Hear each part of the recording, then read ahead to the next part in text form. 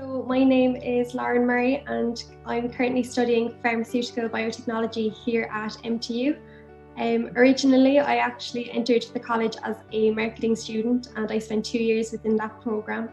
But last year, in March, I think, I attended the International Women's Day event and I got to hear Margaret O'Sullivan from Degree Synthesis speak.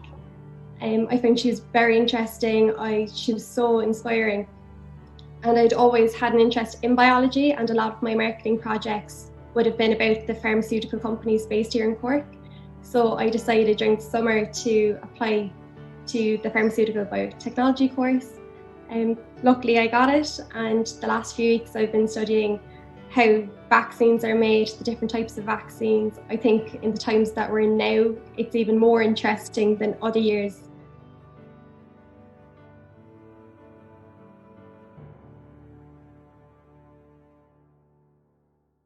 Of the YSTEM Society here at MTU.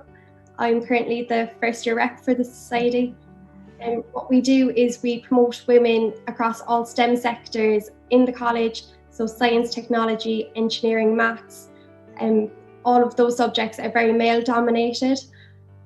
We set up events for our members so that we can all network with each other and create friends, so that it doesn't feel as lonely.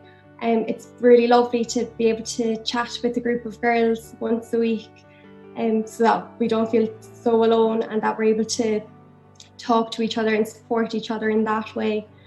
It's also great because we get to speak to women within industry itself, and even being able to see graduates just from the last 2-3 years and seeing that the work that they've gone on to do, it's absolutely incredible.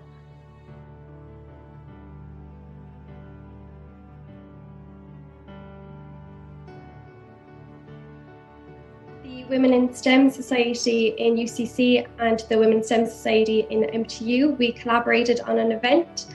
It was in celebration of International Women and Girls in Science Day. At that event, I got the amazing opportunity to speak and listen to Dr. Hissini Jayadalaka.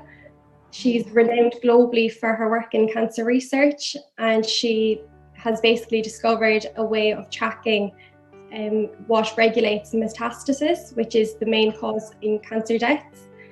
It was absolutely incredible to be able to hear her work. The fact that she's been on the Forbes 30 under 30 list and just seeing her work at such a young age was just incredible, especially as an undergrad in a science program.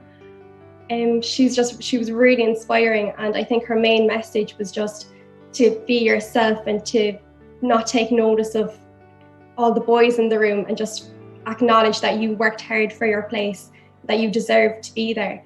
I think that's a big thing with women at the moment. I think we suffer a lot more from imposter syndrome than what boys do. I think we begin to doubt ourselves when we start to do so well, and I think that's the main thing that I took away from that event.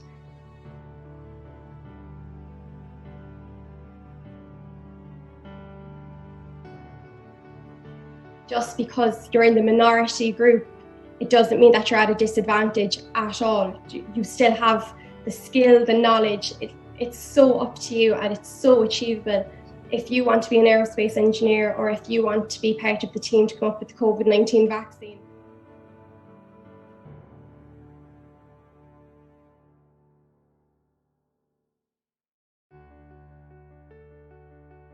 I actually ended up speaking to a girl in the course, and she told me everything that they were doing, how she got to wear her lab coat, her lab goggles, how she was dealing with the different chemicals and using the microscope. And to be honest, I think I just needed another girl to tell me, I'm doing it, I'm well able to do it, I'm going into third year now. It's unbelievable. I really think you should do it. I think if I had that kind of role model beforehand, I would have found it 10 times easier to go against the crowd and be like, actually, I think that's what I want to do. And yeah, I think to be honest, when you're in secondary school, you feel like these engineers and scientists, you feel like it's a world away from where you were. I feel like you think, Joe, that could never be me. That seems so hard. That seems impossible. But it it really is. I think if they actually look at how college works in semesters and how you're only dealing with these subjects for 10, 12 weeks at a time, it's so attainable and it's so reachable to do what you want to do. And I wish I had more role models like that growing up. So hopefully we'll get more girls in the next few generations to come to get into STEM, because we need them.